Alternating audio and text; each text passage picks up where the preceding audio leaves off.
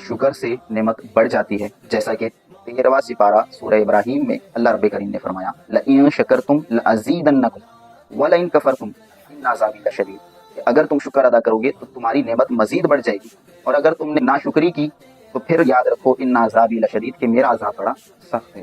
دینی یا دنیاوی خوشخبری سن کر سجدہ کرنا سجدہ شکر کہلاتا ہے۔ حضرت سیدنا ابو بکرہ رضی اللہ تعالیٰ عنہ روایت کرتے ہیں کہ حضور صلی اللہ علیہ وآلہ وسلم کو جب بھی کوئی خوشخبری پہنچتی تو آپ سجدہ شکر کرتے۔ اللہ پاک کے کرم سے اگر آپ کو یہ خوشخبری ملے کہ آپ کو مدینہ منورہ کا حج یا عمرے کا ویزا مل گیا ہے تو آپ کو سجدہ شکر ادا کرنا چاہیے کہ یہ مستحب ہے۔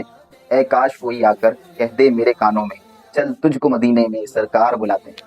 تو سجدہ شکر کرنا مستحب ہے، تو اس کا طریقہ کیا ہے، کس طرح کرنا چاہیے؟ تو یاد رکھیے کہ جس طرح سجدہ تلاوت ادا کرتے ہیں اسی طریقے سے سجدہ شکر ادا کیا جائے گا۔ اس طرح ہاتھ اٹھانے نیت میں سیدھے ہاتھ کر کے سیدھے کھڑے ہو جائیں اور اللہ اکبر کہتے ہوئے سجدے میں چلے جائیں، اور 3 مرتبہ سبحان ربی الاعلیٰ سجدے کی تسبیح پڑھیں اور اللہ اکبر کہتے ہوئے سیدھے کھڑے ہو جائیں۔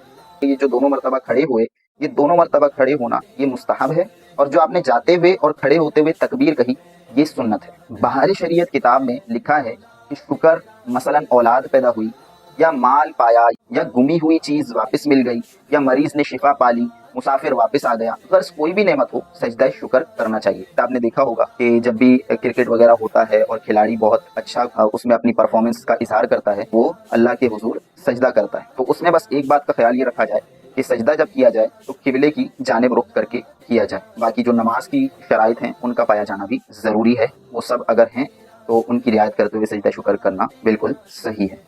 اللہ تیرا شکر ہے، مولا تیرا شکر ہے، اللہ تیرا